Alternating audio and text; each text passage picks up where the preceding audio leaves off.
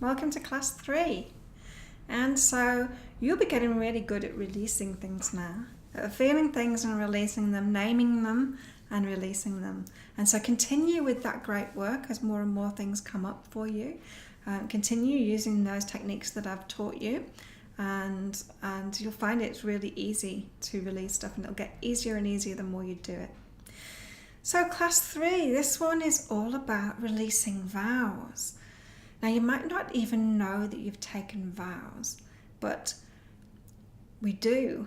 We take vows. Things are horrible happen to us when we go through distressing times, or when we experience things or even witness things.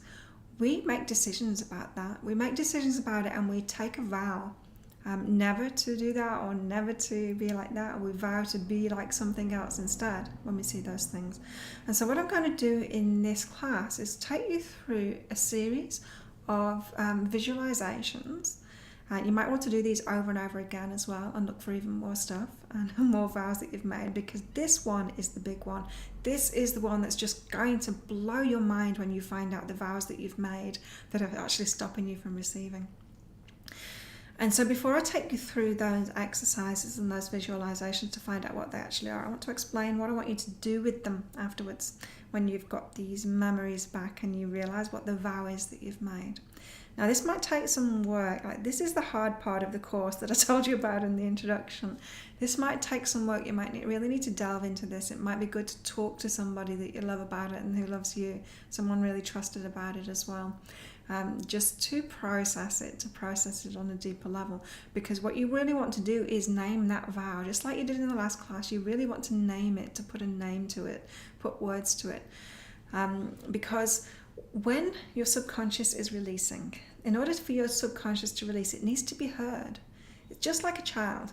You can't say to a child, it just is. Don't do that just because I say. The child won't take that on board, and nor is your subconscious mind going to take it on board. But if you're telling your subconscious, I hear you, I understand why you're doing this, I know exactly what it is that you are holding on to and why, then your subconscious feels like it's heard.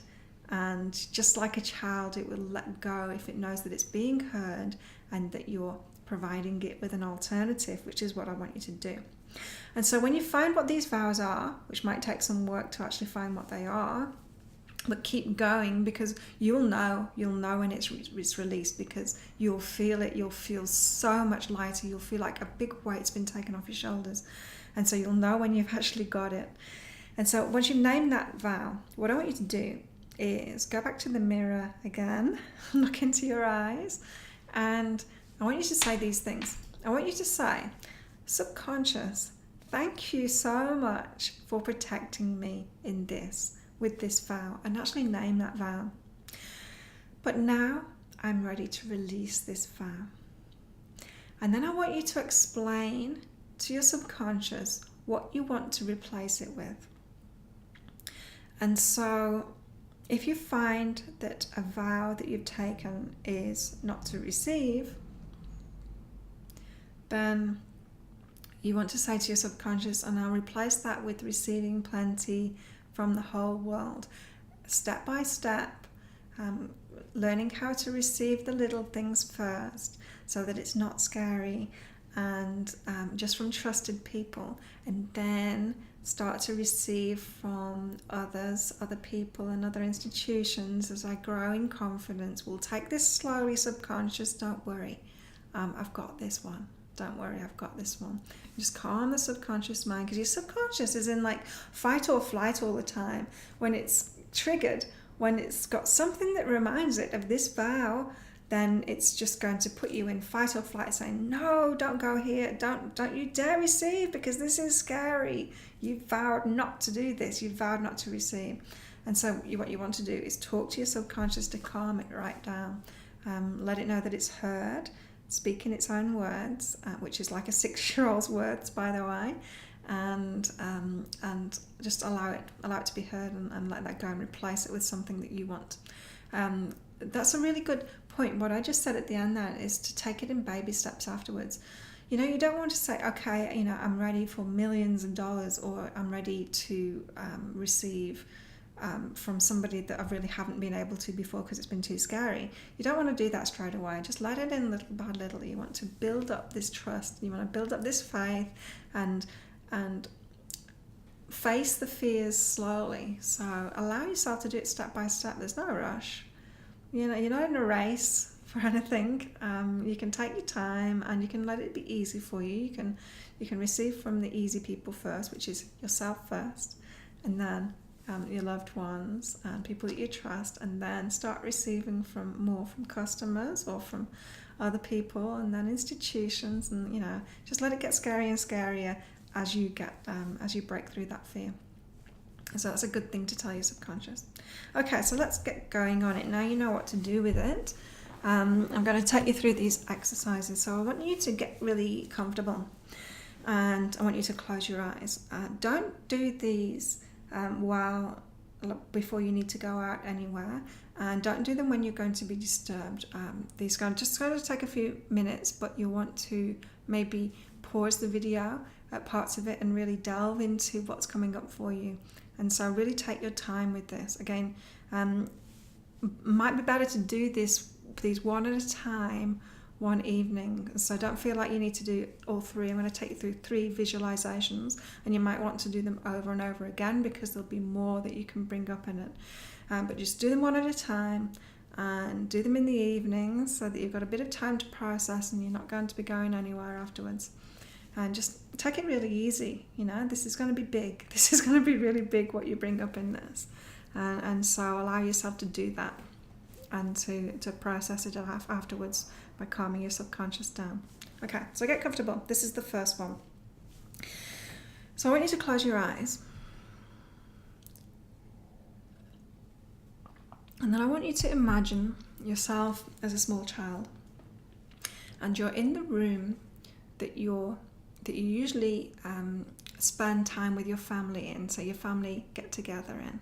That's usually the kitchen for most people. Now I want you to imagine your parents being there in that room, and you're just watching them. Your parents are talking about money. They're having an interaction about money. So just watch that for a while, and what's going on?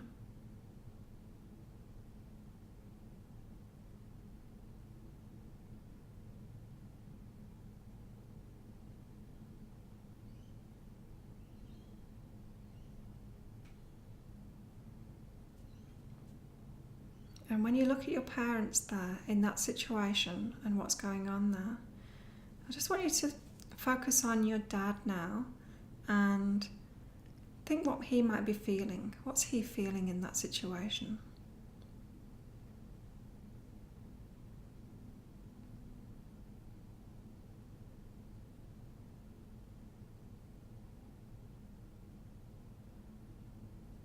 And now I want you to focus on your mum for a while. What's she feeling in this situation?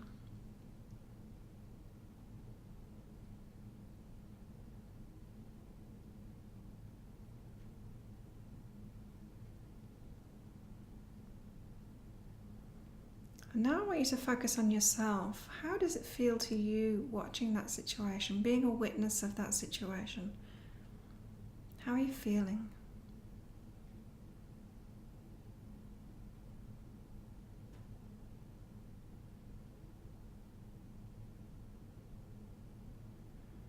Now you know how it's making you feel, which is probably a bit scared and fearful.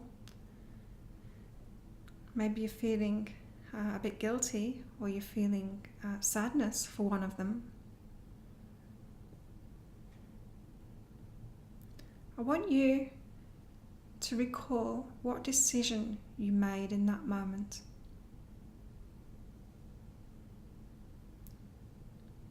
Did you look at your dad and decide to be like him or to not be like him because of what you're feeling about that situation, or what you're perceiving your parents to feel about that situation? Did you look at your mum and think, I'm never going to be like that. I'm going to something instead.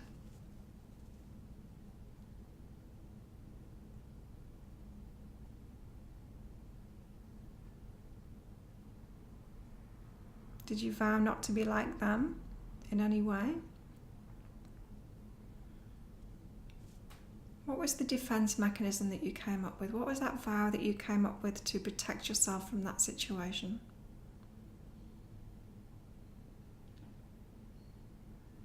So just spend some time with that memory. I'm going to tell you what is really common that comes up for people in this.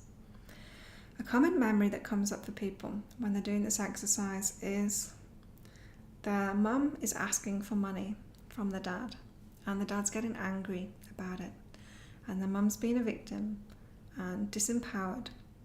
And as a girl or even a boy, when you're looking at that situation, you'll make a vow, and often the vow sounds like this: I'm never going to get into that situation. I'm going to be independent. I'm going to make my own money. I'm not going to allow myself to receive from someone else.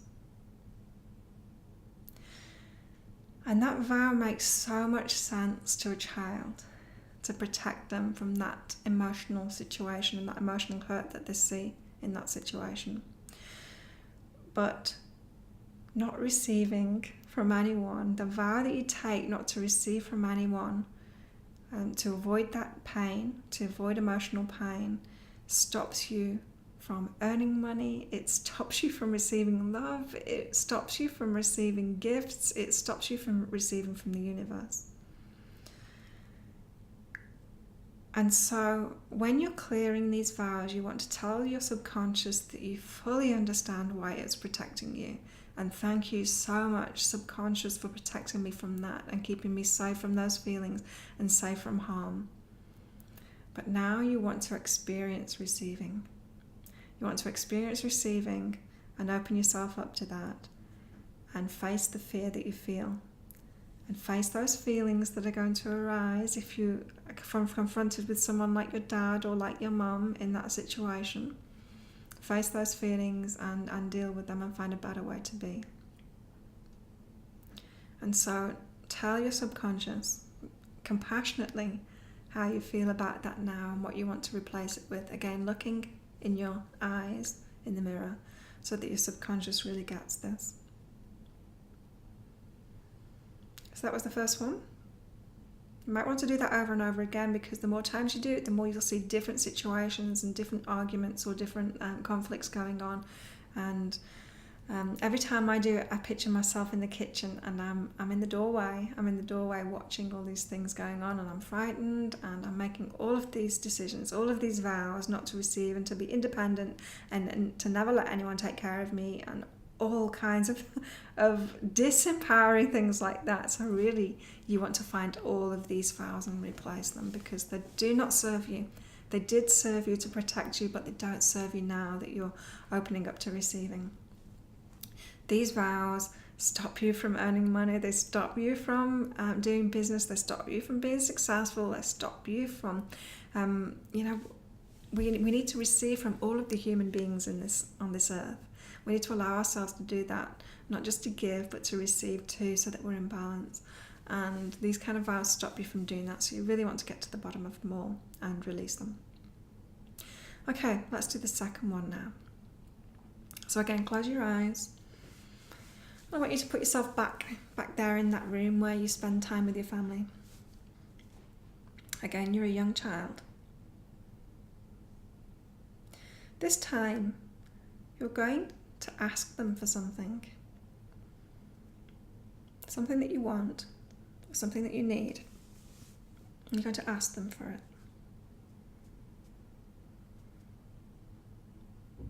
What is their reaction?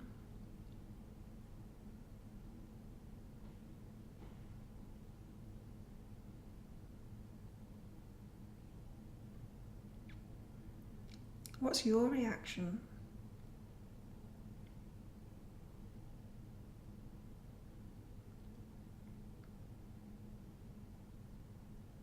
If this is bringing up a lot of emotion for you, then just let that emotion out. You probably feel like a small child again, and just let that emotion out, let those feelings out.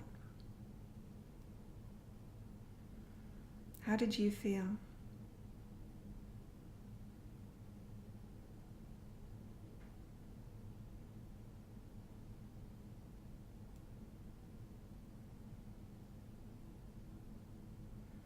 What decision did you make in that moment?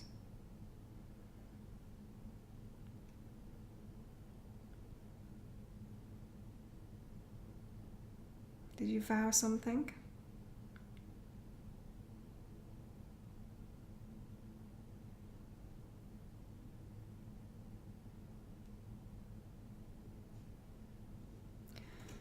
So often my customers tell me when they're doing this one, what comes up for a lot of people is that they're asking for something that they want, like money for a school trip or something like that, and they ask their dad and they get an angry reaction, a rejection, and it makes them feel really bad about themselves, like I'm not worthy, I don't deserve it.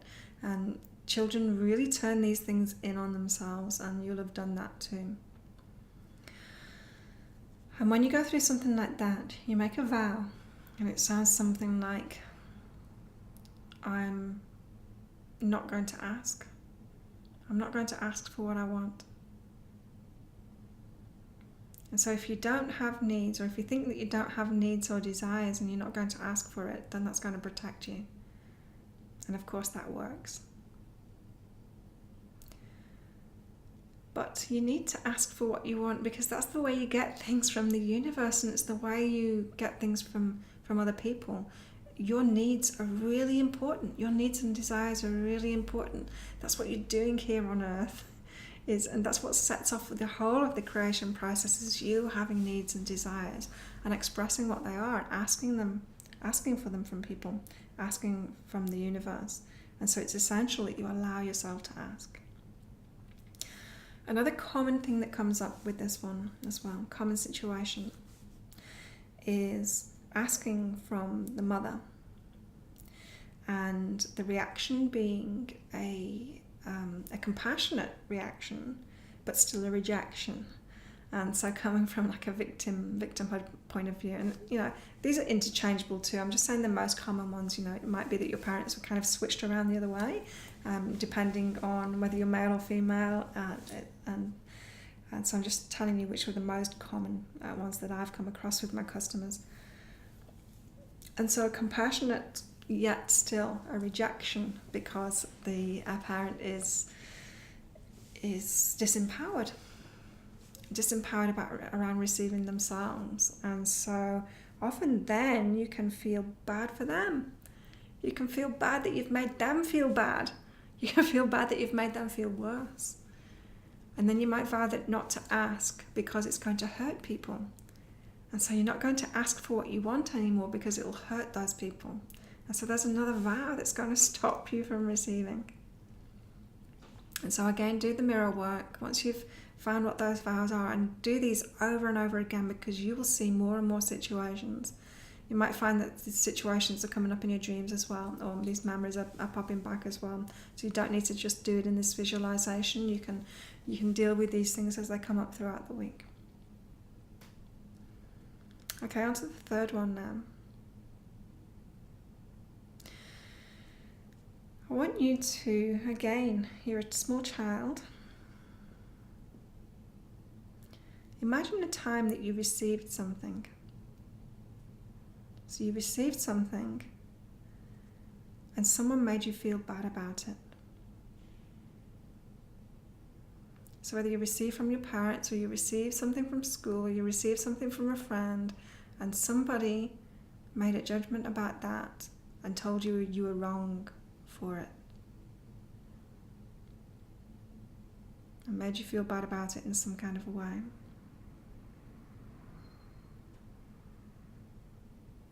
What was their reaction?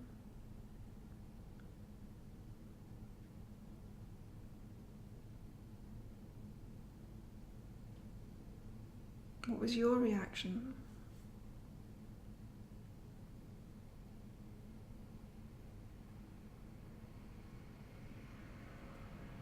How did that make you feel?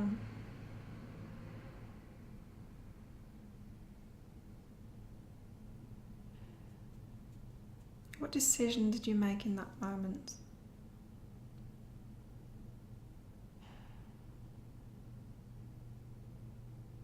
What vow did you take?